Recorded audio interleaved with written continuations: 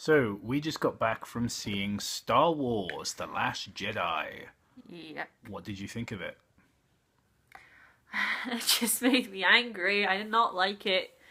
I really didn't like it. Like there's a lot of things. There were some things that were all right, but for the most part, I wanted to cry. I wanted to cry out in anguish during most of that film. It was very boring and very pandering, and I just no. Before the flood of dislikes hit us, do you want to talk about the things you did like? I like the acting for the most part, apart from Daisy Ridley. Yeah, Daisy Ridley, her, I couldn't tell where she ended and that Jedi sacred tree began. Yeah. Mark Hamill was brilliant. I Always. really thoroughly enjoyed watching him. That sort of made me keep on going with it. Pretty much the majority of the acting was great. Like, Laura Dern was in it. Yeah, she showed up. She was there. The press made this thing about how she was going to be Star Wars' first LGBT character, implying C-3PO wasn't gay.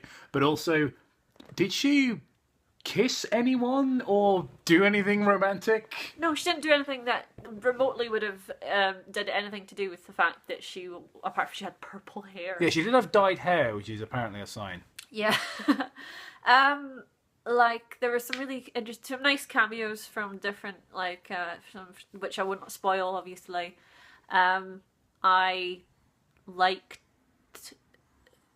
the The score was good. the score. There we go. Yeah. Mark Hamill was great, as always. The cast were all really good for the most part. The kid who plays Kylo Ren is really good. Adam Driver's good, yes. Andy Serkis, Benicio del Toro. Mark Hamill, his voice is really mature, and it was kind of like, instead of Luke Skywalker, I felt like I was watching Fire Lord Ozai talk about the Jedi, which was kind of weird. But he was really great. In fact, he really was the kind of the thing that shone through, the shining star, if you'll excuse a terrible pun. But it was quite boring. The central conflict of the film is about one spaceship slowly following another spaceship for about an hour and just firing onto it while it's out of range. 3 hours long.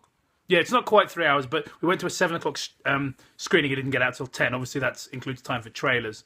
The trailers all sucked as well, unfortunately. But yeah, that's the central conflict. Right near the beginning of the film, during the first action set piece, I won't spoil what it is, but something so inexcusably dumb happens that I almost walked out. Yeah, I think it was a resounding emotion from both of us, is that we both thought about walking out at that point. Sat mouth agape just like this, and I looked around at the cinema, and everybody in the audience was just confused or face palming. Some people were giggling.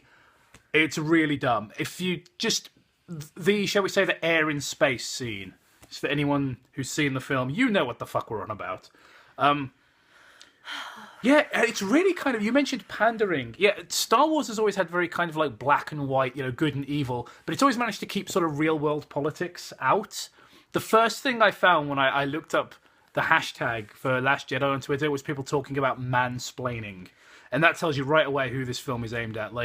This is very much aimed at the latte sipping, love Trump's hate crowd. Yeah. And that's going to date the film. Another thing that's going to date it is its fucking over-reliance on CGI that already looks fake now. It was like watching the prequels.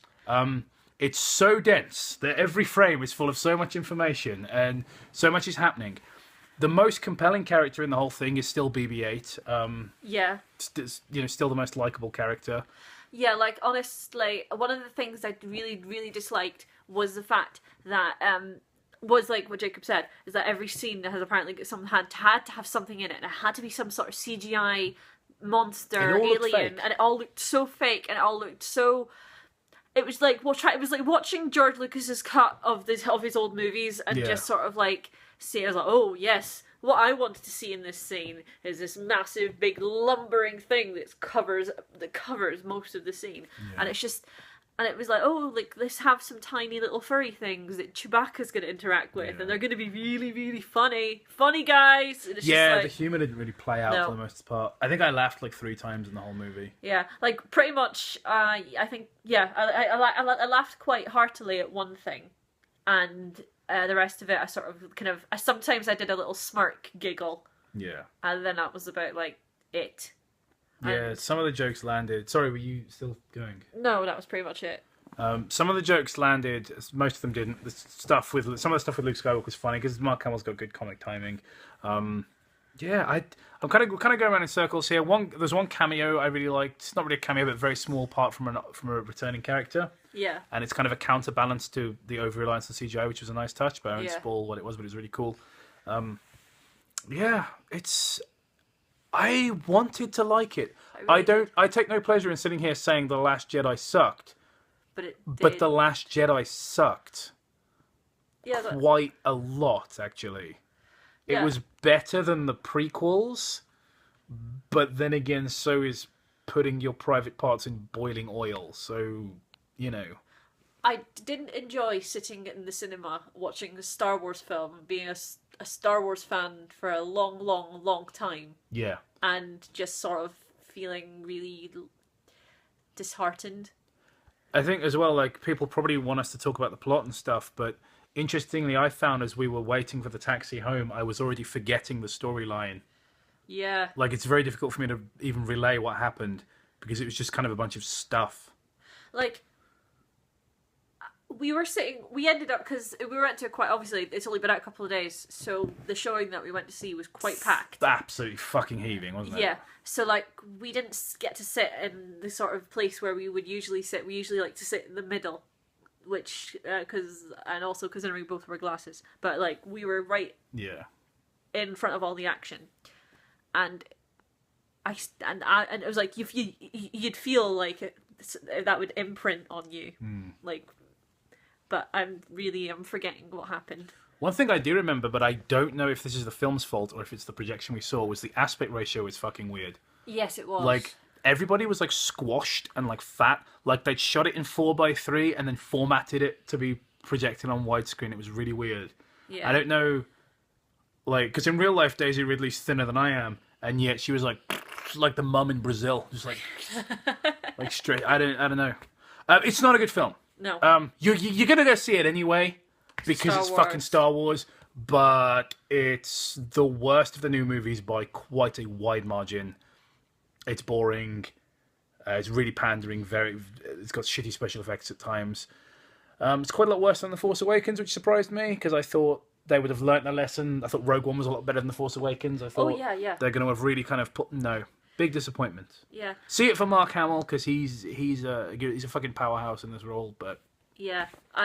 Mark Hamill, pretty much just go see him, and Carrie Fisher was nice. yeah, there's some very poignant stuff with Carrie Yeah. Fisher, especially because she's no longer with us. So Yeah, and just sort of, if you are a fan of Star Wars, you will be let down. I really do think you would. yeah, I agree. All right, thanks very much. Cheers. See you next time.